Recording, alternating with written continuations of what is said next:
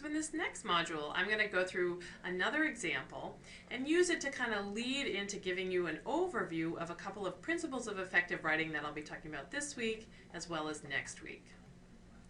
So here's another example that I pulled out of Cell, which of course is the top biology journal. It has an impact factor of something like 32. So again, this is really representative of the kinds of things you read in the literature. So it says dysregulation of physiologic microRNA, MIR, activity has been shown to play an important role in tumor initiation and progression, including gliomagenesis. Therefore, molecular species that can regulate MIR activity on their target RNAs without affecting the expression of relevant mature MIRs may play equally relevant roles in cancer. So again, as I'm reading through this, I'm struggling to get through it. I'm struggling to figure out exactly what it is that the authors were intending to say. So for this example, I'm going to point out some very specific features that make these two sentences difficult to read. So first, as in the examples we saw earlier, there's the use of nouns rather than verbs. So the authors use dysregulation, initiation, progression, and expression. Those are all nouns that could have been verbs. Dysregulate, initiate, progress, and express. Verbs really move the sentences along, whereas nouns kind of slow the reader down.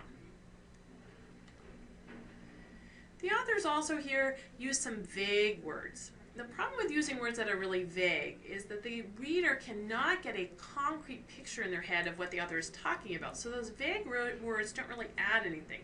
So for example, the word physiologic here. Well, physiology is something that's really, really broad, so I'm not exactly sure what the authors mean by physiologic. It doesn't really add much for me.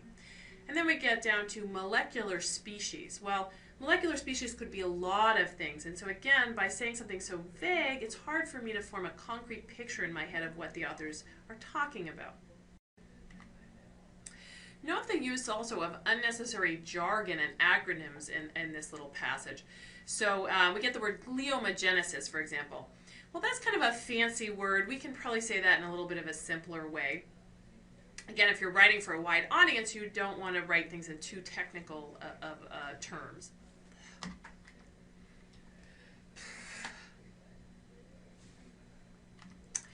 So also note the use of unnecessary jargon and acronyms in this passage. So we get the term gliomagenesis, which is just kind of a fancy way to say the formation of glioma. There's easier ways and more direct ways to say that. We also get kind of an interesting acronym in this example. The acronym is actually the reason that I happen to pick this particular example.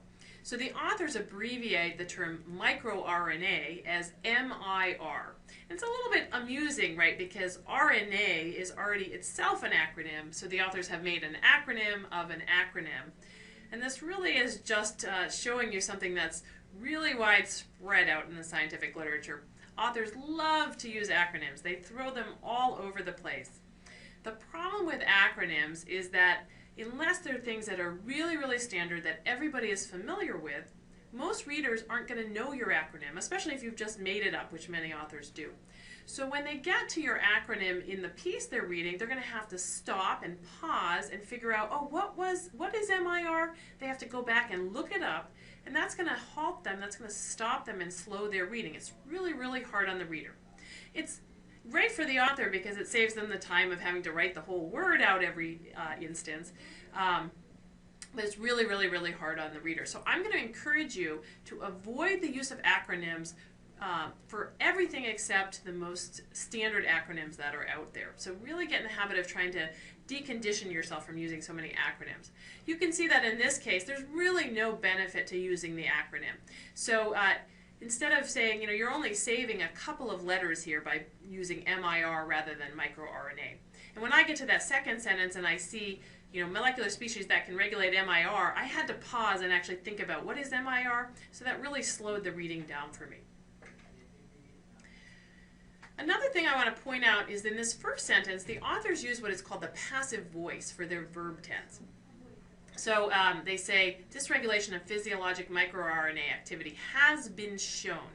Now, I'm going to spend quite a bit of time next week talking about the difference between the active and the passive voice. So if this is the first time you're hearing about it or you're not that comfortable with what that is, we'll go into it in great detail next week. But for now, I'll just point out that that's one thing that makes that sentence kind of hard to read.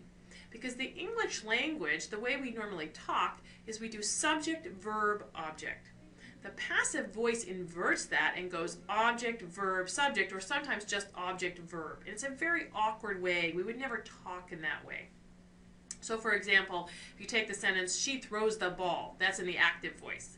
If you were to turn that in the passive voice, you would say, the ball was thrown by her. And you can see that sounds just very awkward. It makes the writing really hard to read. So next week we'll talk a lot about trying to not use the passive voice. The second sentence of that passage is actually in the active voice, but it has another problem with the verb. In this sentence, the subject of the sentence is molecular species. The main verb of that sentence is may play. But notice that we don't get to the main verb for a long time. We get molecular species, and then we get this whole descriptive clause, and then finally we get to the verb may play. Now the problem with this is that the reader is waiting for the verb. So until you give the reader the verb, the reader doesn't know where you're going with the sentence. And so that's really hard on the reader.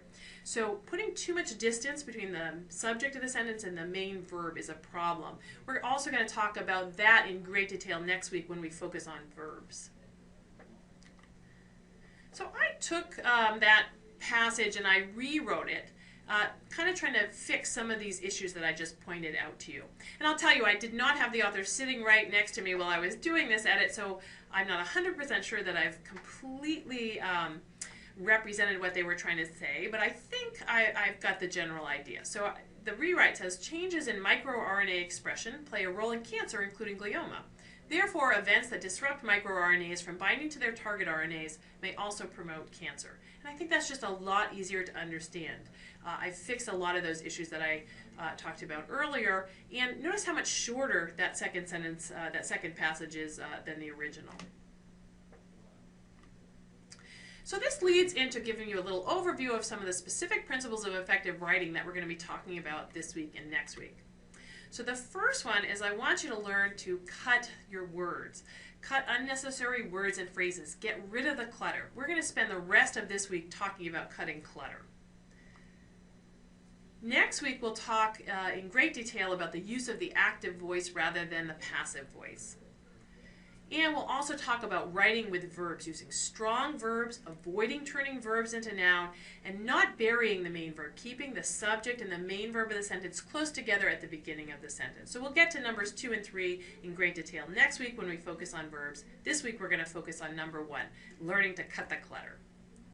The preceding program is copyrighted by the Board of Trustees of the Leland Stanford Junior University. Please visit us at med.stanford.edu.